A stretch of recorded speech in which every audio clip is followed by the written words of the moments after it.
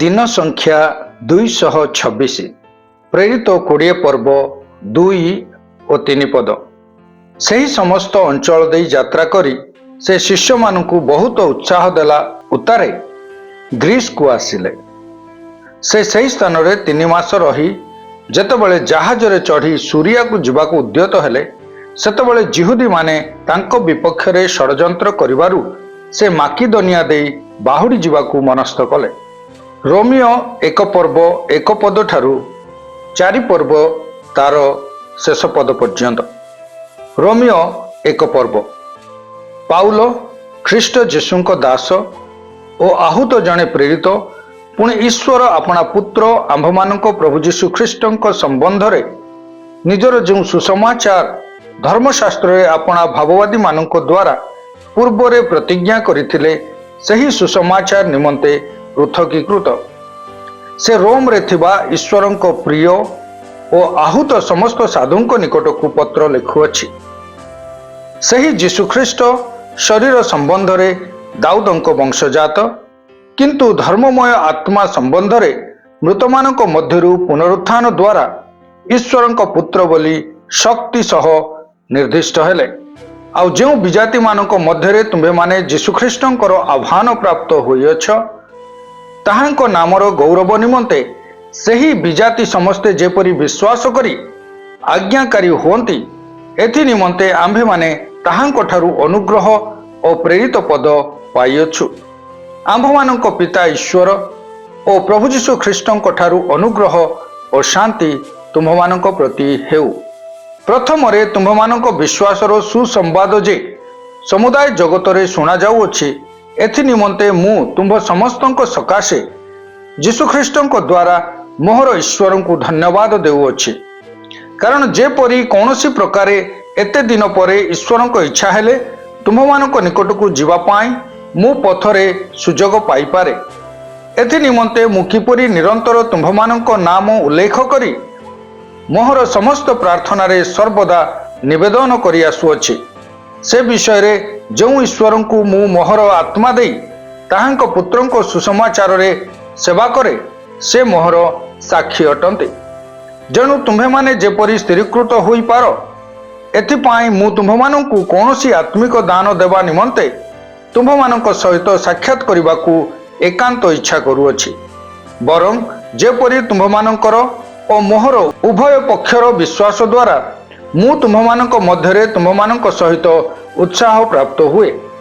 ହେ ଭାଇମାନେ, ଅବଶିଷ୍ଟ ବିଜାତିମାନଙ୍କ ମଧ୍ୟରେ ଯେ ପ୍ରକାରେ ତୁମ୍ଭମାନଙ୍କ ମଧ୍ୟରେ ସୁଦ୍ଧା ସେହି ପ୍ରକାରେ ମୁଁ ଯେପରି କିଛି ଫଳପ୍ରାପ୍ତ ହୋଇପାରେ ଏଥି ନିମନ୍ତେ ତୁମ୍ଭମାନଙ୍କ ନିକଟକୁ ଯିବା ପାଇଁ ମୁଁ ଯେ ଥରକୁ ଥର ମନସ୍ଥ କରିଥିଲି କିନ୍ତୁ ଏପର୍ଯ୍ୟନ୍ତ ବାଧାପ୍ରାପ୍ତ ହୋଇ ଆସିଅଛି ସେ ବିଷୟରେ ଯେ ତୁମ୍ଭେମାନେ ଅଜ୍ଞ ଥାଅ ଏହା ମୋହର ଇଚ୍ଛା ନୁହେଁ। ଗ୍ରୀକ୍ କି ବର୍ବର, ଶିକ୍ଷିତ କି ଅଶିକ୍ଷିତ ସମସ୍ତଙ୍କ ନିକଟରେ ମୁଁ ଋଣୀ। ଅତଏବ ରୋମବାସୀ ଯେ ତୁମ୍ଭେମାନେ ତୁମ୍ଭମାନଙ୍କ ନିକଟରେ ମଧ୍ୟ ସୁସମାଚାର ପ୍ରଚାର କରିବାକୁ ମୁଁ ଇଚ୍ଛୁକ ଅଟେ। କାରଣ ମୁଁ ସୁସମାଚାର ସମ୍ବନ୍ଧରେ ଲଜ୍ଜାବୋଧ କରେ ନାହିଁ ଯେଣୁ ତାହା ପ୍ରତ୍ୟେକ ବିଶ୍ୱାସୀ ପକ୍ଷରେ ପରିତ୍ରାଣ ନିମନ୍ତେ ଈଶ୍ୱରଙ୍କ ଶକ୍ତି ଅଟେ, ପ୍ରଥମତଃ ଜିହୁଦୀ ପକ୍ଷରେ ଆଉ ମଧ୍ୟ ଗ୍ରୀକ୍ ପକ୍ଷରେ। ସେଥିରେ ତ ଈଶ୍ୱର ଦତ୍ତ ଧାର୍ମିକତା ପ୍ରକାଶିତ ହେଉଅଛି ତାହା ବିଶ୍ୱାସମୂଳକ ଓ ବିଶ୍ୱାସଜନକ ଯେପରି ଲେଖା ଅଛି ଧାର୍ମିକ ବିଶ୍ୱାସ ଦ୍ୱାରା ବଞ୍ଚିବ। କାରଣ ଯେଉଁ ଲୋକମାନେ ଅଧର୍ମରେ ସତ୍ୟକୁ ପ୍ରତିରୋଧ କରନ୍ତି ସେମାନଙ୍କର ସମସ୍ତ ଅପବିତ୍ରତା ଓ ଅଧର୍ମ ବିରୁଦ୍ଧରେ ସ୍ୱର୍ଗରୁ ଈଶ୍ୱରଙ୍କ କ୍ରୋଧ ପ୍ରକାଶିତ ହେଉଅଛି। ଯେଣୁ ଈଶ୍ୱରଙ୍କ ସମ୍ବନ୍ଧରେ ଯାହା ଜ୍ଞାତବ୍ୟ ତାହା ସେମାନଙ୍କ ଅନ୍ତରରେ ପ୍ରକାଶିତ ହୋଇଅଛି। ଈଶ୍ୱର ତ ସେମାନଙ୍କ ନିକଟରେ ତାହା ପ୍ରକାଶ କରିଅଛନ୍ତି। ଜଗତର ସୃଷ୍ଟି କାଳାବଧି ତାହାଙ୍କର ଅଦୃଶ୍ୟ ଗୁଣସମୂହ ଅର୍ଥାତ୍ ତାହାଙ୍କର ଅନାଦି ଅନନ୍ତ ଶକ୍ତି ଓ ଈଶ୍ୱରତ୍ୱ ସୃଷ୍ଟ ବସ୍ତୁଗୁଡ଼ିକ ଦ୍ୱାରା ବୋଧଗମ୍ୟ ହୋଇ ସ୍ପଷ୍ଟ ରୂପେ ପ୍ରତୀୟମାନ ହେଉଅଛି ଯେପରି ସେମାନଙ୍କର ଉତ୍ତର ଦେବାର ବାଟ ନଥାଏ। କାରଣ ସେମାନେ ଈଶ୍ୱରଙ୍କୁ ଜାଣି ତାହାଙ୍କୁ ଈଶ୍ୱର ବୋଲି ଗୌରବ ଦେଲେ ନାହିଁ କି ଧନ୍ୟବାଦ ଦେଲେ ନାହିଁ କିନ୍ତୁ ଆପଣା ଆପଣା ଅସାର ତର୍କ ବିତର୍କରେ ଜଡ଼ିତ ହେଲେ ଓ ସେମାନଙ୍କର ଅବୋଧ ମନ ଅନ୍ଧକାରମୟ ହେଲା। निज निजकु ज्ञानी बोली मन करी सेमाने मूर्ख हेले पुणी अक्षय ईश्वर गौरव को क्षयणीय मनुष्य पक्षी चतुष्पद प्राणी सरीसृपादी आकृति युक्त प्रतिमारे परिणत कले। एणु ईश्वर सेमानक हृदयर कुअभिलाष अनुसार सेमानकु अशुचितारे समर्पण कले जेपरि सेमानक शरीर परस्पर द्वारा कलुषित हुए कारण सेमाने ईश्वरक सत्य परिवर्ते मिथ्या ग्रहण कले और स्रष्टांक परिवर्ते सृष्ट वस्तुर पूजा और सेवा कले से जुगे जुगे धन्य आमेन। एही कारणरू ईश्वर सेमानंकु जघन्य पाप प्रवृत्ति रे समर्पण कले कारण सेमानंक स्त्री माने स्वाभाविक व्यवहार परिवर्ते अस्वाभाविक व्यवहार कले पुणी सही परि पुरुष माने मध्य स्वाभाविक स्त्री संग परित्याग करी परस्पर आपणा आपणा कामानल रे दग्ध हेले पुरुष सहित पुरुष कुश्चित कर्म कले पुणी आपणा आपणा ठारे स्वस्व भ्रष्टतार समुचित प्रतिफल पाइले और जेपरि सेमाने ईश्वर विषय को ज्ञान ग्रहण करने अस्वीकृत हेले सही परि ईश्वर अनुचित कर्म करने निमंते सेमानंकु भ्रष्ट मतिरे समर्पण कले सेमाने सर्व प्रकार अधर्म दुष्टता लोभ हिंसा ईर्षा बोध विवाद छल और मंदतारे परिपूर्ण सेमाने कर्णेजप निंदक ईश्वरंक घृण्य अत्याचारी दाम्भिक अहंकारी दुष्कर्मर उत्पादक पितामातांक अनाज्ञावह निर्बोध नियम भग्नकारी स्वाभाविक स्नेह रहित और निर्दय अटंती जो माने एही परि आचरण करती सेमाने जे मृत्युर योग्य ईश्वरंकर एही विधान सेमाने जानिले सुधा केवल जे एही प्रकार आचरण करती ताहा नुहे किंतु एही परि आचरण करुथुवा लोकमानक पक्ष आनंदरे समर्थन करती। रोमियो 2 पर्व। अतएव हे मनुष्य विचार करुथाओ जे तुम्बे जे केही हो तुम्भर उत्तर देवार बाट नाही कारण जो विषय तुम्भे अन्यर विचार करुथाओ सही विषय तुम्भे आपना को दोषी करुथाओ जेणु विचार करुथाओ जे तुम्भे निजे सही प्रकार कर्म करुथाओ और जो माने यही प्रकार कर्म करती सेमानक विरुद्ध रे ईश्वरक विचार जे न्याय संगत यह आंभे माने जानू आउ हे मनुष्य जो माने यही प्रकार कर्म करती सेमानकर विचार करी आपे सही प्रकार करुथाओ जे तुम्भे ईश्वरक विचार रु पलायन करिपार बोली कौन मने करुअछ किंबा ईश्वरक कृपा जे तुमको मन परिवर्तन आड़कू घेनी जावाकू चेष्टा करे यह न जानी तुम्भे कि ताहांकर कृपा धैर्य और चिरसहिष्णुता रूप धन सबू तुच्छ करुअछ किंतु तुम्भे अपना कठिन और अपरिवर्तित हृदय अनुसार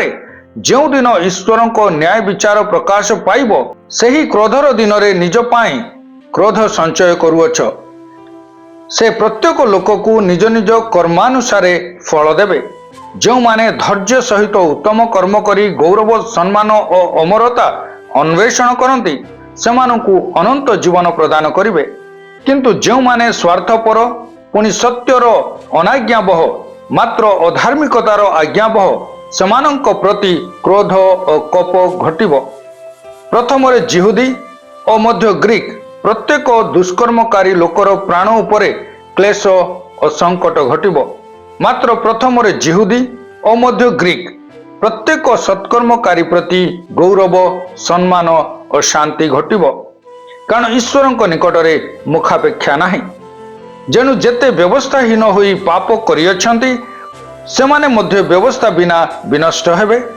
और जेते व्यवस्था प्राप्त होई पाप करियछंती सेमाने व्यवस्था अनुसार विचारित हेबे कारण व्यवस्थार श्रोता माने ईश्वर साक्षात धार्मिक नुहंती किंतु व्यवस्था पालनकारी माने धार्मिक गणित हेबे जेणु विजाति मानकर सही व्यवस्था नथिले सुधा जेतेबेले सेमाने स्वाभाविक भाव रे व्यवस्था अनुजाई कर्म करती सेतेबेले सेमाने व्यवस्था न पाइले हैं आपे अपना अपना प्रति व्यवस्था स्वरूप अटंती कारण सेमाने व्यवस्थार कर्म अपना अपना हृदय रे लिखित बोली देखांती सेमानक विवेक मध्य सेथिर साक्ष्य दिए और सेमानक मनर तर्क वितर्क सेमानकु दोषी किंबा निर्दोष करे जो दिन रे ईश्वर मोहर सुसमाचार अनुसार ଯୀଶୁଖ୍ରୀଷ୍ଟଙ୍କ ଦ୍ୱାରା ମନୁଷ୍ୟମାନଙ୍କର ଗୁପ୍ତ ବିଷୟଗୁଡ଼ିକ ବିଚାର କରିବେ, ସେହିଦିନ ଏହା ପ୍ରକାଶ ପାଇବ।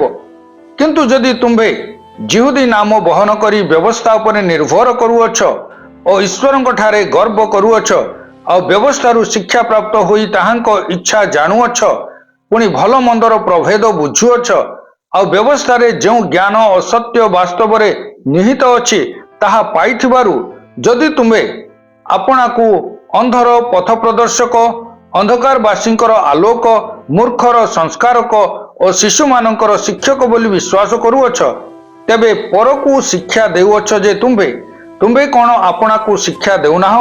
ଚୋରି କର ନାହିଁ ବୋଲି ବିଚାର କରି ତୁମ୍ଭେ କି ଚୋରି କରୁଅଛ? ବ୍ୟଭିଚାର କର ନାହିଁ ବୋଲି କହି ତୁମ୍ଭେ କି ବ୍ୟଭିଚାର କରୁଅଛ? ପ୍ରତିମା ଘୃଣା କରୁଅଛ ଯେ ତୁମ୍ଭେ କ'ଣ ମନ୍ଦିର ଲୁଣ୍ଠନ କରୁଅଛ? ବ୍ୟବସ୍ଥାରେ ଗର୍ବ କରୁଅଛ ଯେ ବ୍ୟବସ୍ଥା ଲଙ୍ଘନ ଦ୍ୱାରା ତୁମ୍ଭେ କି ଈଶ୍ୱରଙ୍କୁ ଅନାଦର କରୁନାହ? କାରଣ ଯେପରି ଲେଖା ଅଛି, ତୁମ୍ଭମାନଙ୍କ ହେତୁ ବିଜାତିମାନଙ୍କ ମଧ୍ୟରେ ଈଶ୍ୱରଙ୍କ ନାମ ନିନ୍ଦିତ ହେଉଅଛି। ଯଦି ତୁମ୍ଭେ ବ୍ୟବସ୍ଥା ପାଳନ କର, ତେବେ ପ୍ରକୃତରେ ସୁନ୍ନତ ଲାଭଜନକ, କିନ୍ତୁ ଯଦି ବ୍ୟବସ୍ଥା ଲଙ୍ଘନ କର, ତେବେ ତୁମ୍ଭର ସୁନ୍ନତ ଅସୁନ୍ନତରେ ପରିଣତ ହୁଏ। ଅତଏବ ଯଦି ଅସୁନ୍ନତି ଲୋକ ବ୍ୟବସ୍ଥାର ବିଧିବିଧାନ ପାଳନ କରେ, ତେବେ ତାହାର ଅସୁନ୍ନତ କ'ଣ ସୁନ୍ନତ ବୋଲି ଗଣିତ ହେବ ନାହିଁ? ପୁଣି ସ୍ୱାଭାବିକ ଅସୁନ୍ନତି ଲୋକ ଯଦି ବ୍ୟବସ୍ଥା ପାଳନ କରେ, ତେବେ ଲିଖିତ ବ୍ୟବସ୍ଥା ଓ ସୁନ୍ନତ ବିଧି ପ୍ରାପ୍ତ ହୋଇ ସୁଦ୍ଧା ବ୍ୟବସ୍ଥା ଲଙ୍ଘନ କରୁଅଛ ଯେ ସେ ତୁମ୍ଭର ବିଚାର କରିବ। କାରଣ ବାହାରେ ଯେ ଯିହୁଦୀ ସେ ଯିହୁଦୀ ନୁହେଁ, କିମ୍ବା ବାହାର ଶରୀରରେ ଯେ ସୁନ୍ନତ ତାହା ସୁନ୍ନତ ନୁହେଁ, କିନ୍ତୁ ଅନ୍ତରରେ ଯେ ଯିହୁଦୀ ସେ ଯିହୁଦୀ। ପୁଣି ଆକ୍ଷରିକ ଭାବରେ ନୁହେଁ, ମାତ୍ର ଆତ୍ମିକ ଭାବରେ ହୃଦୟର ଯେ ସୁନ୍ନତ ତାହା ପ୍ରକୃତ ସୁନ୍ନତ। ଏପରି ଲୋକ ମନୁଷ୍ୟମାନଙ୍କ ଠାରୁ ପ୍ରଶଂସା ପ୍ରାପ୍ତ ହୁଏ ନାହିଁ, କିନ୍ତୁ ଈଶ୍ୱରଙ୍କ ଠାରୁ ପ୍ରାପ୍ତ ହୁଏ। ରୋମିଓ 3 ପର୍ବ। ତେବେ ଯିହୁଦୀ ଲୋକର ବିଶେଷ କ'ଣ? ସୁନ୍ନତର ବା ଉପକାର କ'ଣ? ସବୁ ପ୍ରକାରେ ବହୁତ।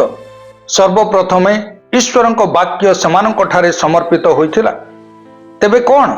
ଯଦି କେହି ଅବିଶ୍ୱସ୍ତ ହେଲେ, ସେମାନଙ୍କର ଅବିଶ୍ୱସ୍ତତା କ'ଣ ଈଶ୍ୱରଙ୍କ ବିଶ୍ୱସ୍ତତାକୁ ନିଷ୍ଫଳ କରିବ? ତାହା କେବେ ହେଁ ନ ହେଉ।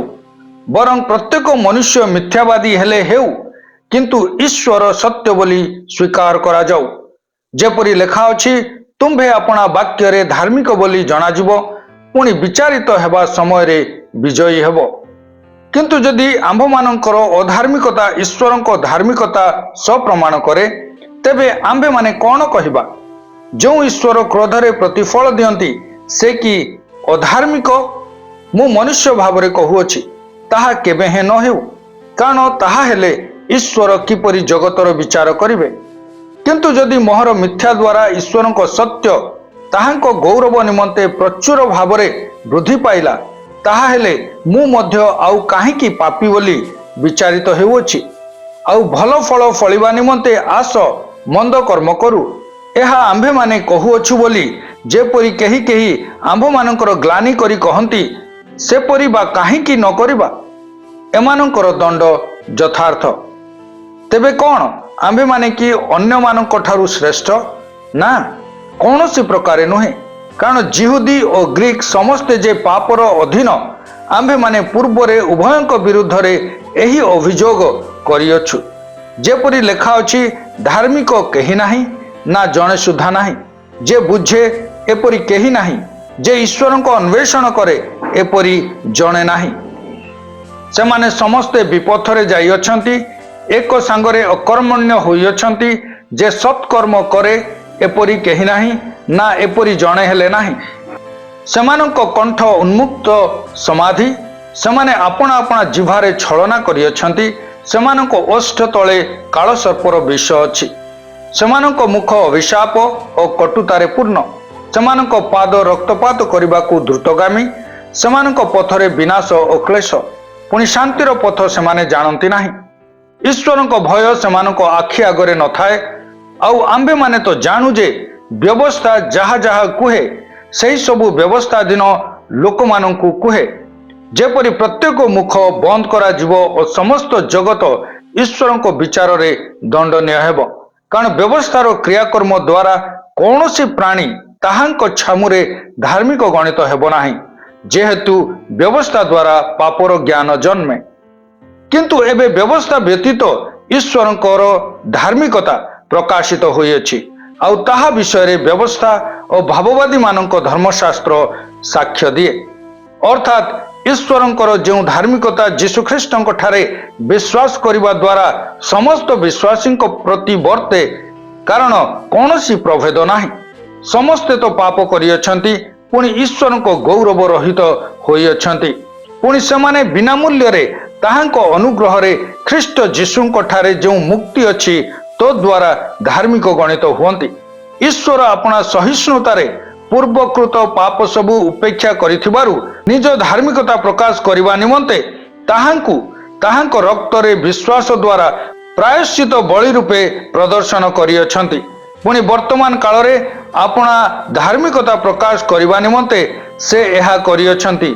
जेपरि से स्वयं धार्मिक और जीशुंक ठारे विश्वासी को धार्मिक गणनाकारी बोली प्रकाशित हुअंती तेबे गर्व केउठारे ताहा दूरीकृत हैला कि प्रकार व्यवस्था द्वारा कौन क्रियाकर्मर व्यवस्था द्वारा ना विश्वासर व्यवस्था द्वारा तेबे आम्भमानंको मीमांसा एही मनुष्य व्यवस्थार क्रियाकर्म व्यतीत विश्वास द्वारा धार्मिक गणित हुए किंबा ईश्वर कि केवल जिहुदी मानकर ईश्वर से कि विजाति मानकर मध्य ईश्वर नुहंती हाँ विजाति मानकर मध्य कारण ईश्वर तो एक आउ से विश्वास हेतु सुन्नति को और विश्वास द्वारा असुन्नति को धार्मिक गणिबे तेबे आम्भे माने कि विश्वास द्वारा व्यवस्था को लोप करूअछु ताहा केबे हे न हेउ बरं आम्भे माने व्यवस्था को संस्थापन करूअछु रोमियो 4 पर्व तेबे शरीर अनुसार आम्भमानंक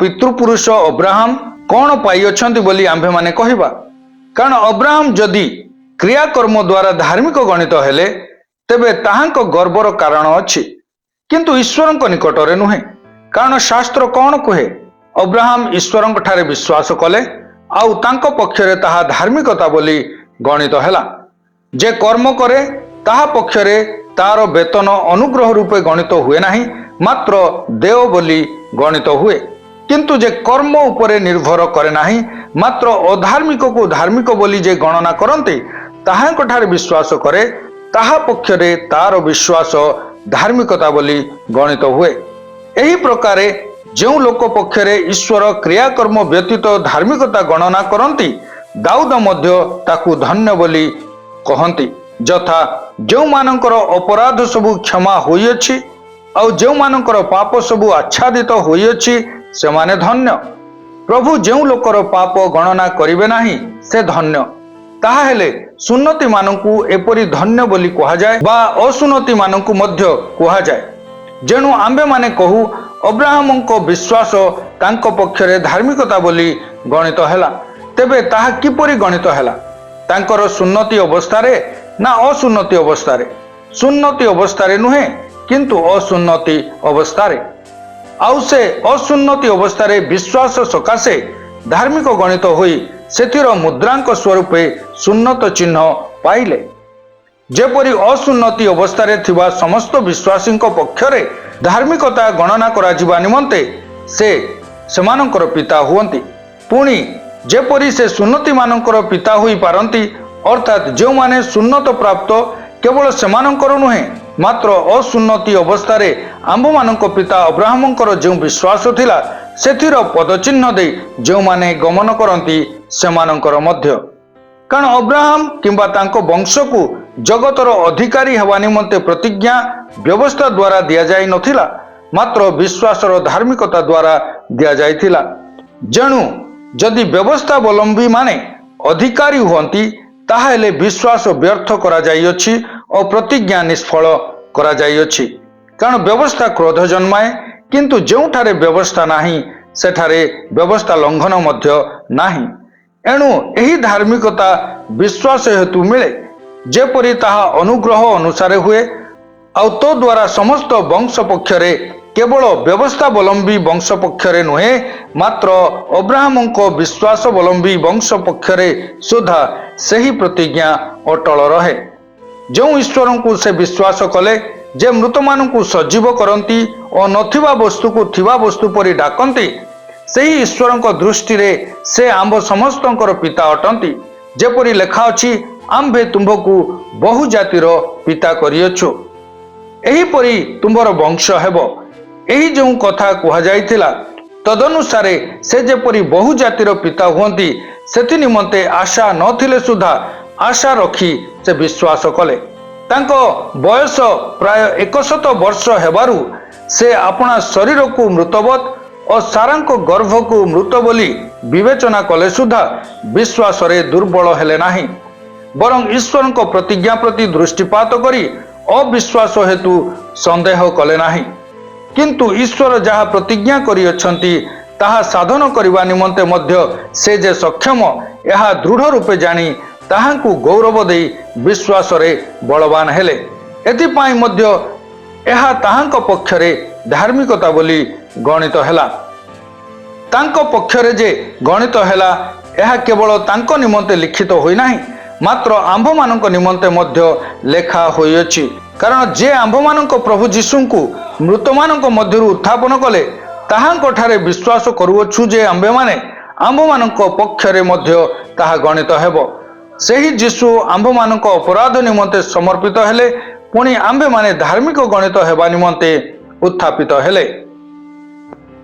ଆସନ୍ତୁ ପଠିତ ଶାସ୍ତ୍ରାଂଶର ସାରାଂଶକୁ ଚିନ୍ତା କରିବା। ପାଉଲ ଅନେକ ପ୍ରଶ୍ନ ଦ୍ୱାରା ଘେରି ରହିଥିବା କରିନ୍ଥୀୟ ମଣ୍ଡଳୀକୁ ଆସିଲେ। ଏହା ତାହାଙ୍କର ତୃତୀୟ ପରିଦର୍ଶନ ଏବଂ ସେଠାରେ ତାହାଙ୍କର 3 ମାସ ରହଣି କାଳରେ ସେ ରୋମୀୟ ପୁସ୍ତକଟି ଲେଖିଲେ। ପାଉଲ ରୋମୀୟ ପୁସ୍ତକ ଲେଖିବା ଉଦ୍ଦେଶ୍ୟ ଥିଲା ତାଙ୍କ ପରବର୍ତ୍ତୀ ମିଶନ ଯାତ୍ରା। ସେ ସମସ୍ତ ଗ୍ରୀକ୍ ଭାଷାବାଦୀ ଅଞ୍ଚଳରେ ଜେରୁସାଲେମ ଠାରୁ ଇଲୁରିକ ପର୍ଯ୍ୟନ୍ତ ସୁସମାଚାର ପ୍ରଚାର କରିସାରିଥିଲେ। ଏଣୁ ଲାଟିନ୍ ଭାଷାବାଦୀ ଅଞ୍ଚଳରେ ରୋମ୍ ଠାରୁ ସ୍ପେନ୍ ପର୍ଯ୍ୟନ୍ତ ମଧ୍ୟ ସୁସମାଚାର ପ୍ରଚାର କରିବା ଥିଲା ତାଙ୍କ ଅନ୍ତିମ ଲକ୍ଷ୍ୟ। ଭବିଷ୍ୟତରେ ରୋମ୍ ପରିଦର୍ଶନ ଉତ୍ତାରେ ସ୍ପେନ୍ର ମିଶନାରୀ ଯାତ୍ରା ପାଇଁ ରୋମୀୟ ମଣ୍ଡଳୀ ତାଙ୍କର ସହାୟତା ପ୍ରଦାନକାରୀ ମଣ୍ଡଳୀ ହେଉ ବୋଲି ସେ ଏହି ପତ୍ର ମାଧ୍ୟମରେ ଅନୁରୋଧ କରୁଥିଲେ। ରୋମୀୟ ପୁସ୍ତକ ହେଉଛି ପାଉଲଙ୍କ ଧର୍ମତତ୍ତ୍ୱ, ଯାହା ସେ ତାଙ୍କ ପ୍ରଥମ, ଦ୍ୱିତୀୟ, ତୃତୀୟ ମିଶନାରୀ ଯାତ୍ରା ସମୟରେ ପ୍ରଚାର କରୁଥିବା ସୁସମାଚାରର ସମ୍ପୂର୍ଣ୍ଣ ଓ ସ୍ପଷ୍ଟ ବ୍ୟାଖ୍ୟା ଅଟେ, ଯଥା ଯୀଶୁଙ୍କ ଘଟଣା। ମୋର ସୁସମାଚାର, ଯାହା ରୋମୀୟ ମଣ୍ଡଳୀର ବିଶ୍ୱାସୀମାନଙ୍କ ନିକଟରେ ପ୍ରଚାର ବା ଉପସ୍ଥାପନ କରାଯାଇଥିବାର ପାଉଲ ହୃଦୟଙ୍ଗମ କଲେ, ଯାହାକୁ ଯୀଶୁଙ୍କ ଘଟଣା ଭାବରେ ସ୍ଥିର କରାଯାଇ ସାରିଥିଲା, ତାହା ଅନ୍ୟମାନଙ୍କ ଦ୍ୱାରା ସେମାନଙ୍କ ନିକଟରେ ପ୍ରଚାରିତ ହୋଇଥିଲା। ରୋମୀୟ 1 ପର୍ବ 16 ଓ 17 ପଦ ହେଉଛି ରୋମୀୟ ପୁସ୍ତକର ଗୋଟିଏ ମୁଖ୍ୟ ଶାସ୍ତ୍ରାଂଶ। ମୁଁ ସୁସମାଚାର ସମ୍ବନ୍ଧରେ ଲଜ୍ଜାବୋଧ କରେ ନାହିଁ, ଯେଣୁ ତାହା ବିଶ୍ୱାସ କରୁଥିବା ପ୍ରତ୍ୟେକଙ୍କ ପକ୍ଷରେ ପରିତ୍ରାଣ ନିମନ୍ତେ ଈଶ୍ୱରଙ୍କ ଶକ୍ତି ଅଟେ। ଯିହୁଦୀ ନୁହେଁ କି ବିଜାତି ନୁହେଁ, କେହି ଧାର୍ମିକ ନୁହନ୍ତି, ଅତଏବ ଜଗତର ସମସ୍ତେ ପାପୀ ଅଟନ୍ତି। ବ୍ୟବସ୍ଥା ଆମ୍ଭମାନଙ୍କୁ କେବଳ ପାପର ବୋଧ ଦିଏ ଏବଂ ବିଶ୍ୱାସ ଦ୍ୱାରା ଯାହା ଆମ୍ଭେମାନେ ଲାଭ କରୁ ତାହା ହେଉଛି ଈଶ୍ୱରଙ୍କ ଧାର୍ମିକତା। ସେ ଘୋଷଣା କରନ୍ତି ଯେ ଈଶ୍ୱରଙ୍କ ଧାର୍ମିକତା ହିଁ ଶୁଭ ସମ୍ବାଦ ବା ସୁସମାଚାର। କାରଣ ଯେଉଁମାନେ କୃଷ ମାଧ୍ୟମରେ ଯୀଶୁଙ୍କଠାରେ ବିଶ୍ୱାସ କରନ୍ତି, ଏହି ଧାର୍ମିକତା ସେମାନଙ୍କୁ ପ୍ରଦତ୍ତ ହୁଏ। ପ୍ରମାଣ ସ୍ୱରୂପେ ସେ ଅବ୍ରାହମଙ୍କ ଉଦାହରଣକୁ ଉଲ୍ଲେଖ କରି କହନ୍ତି ଯେ ବିଶ୍ୱାସ ଦ୍ୱାରା ଆମ୍ଭେମାନେ ଧାର୍ମିକତା ପ୍ରାପ୍ତ ହୋଇପାରିବା। ଆଜିର ପଠନରେ ପ୍ରଭୁ ଆମ୍ଭମାନଙ୍କୁ ଆଶୀର୍ବାଦ କରନ୍ତୁ।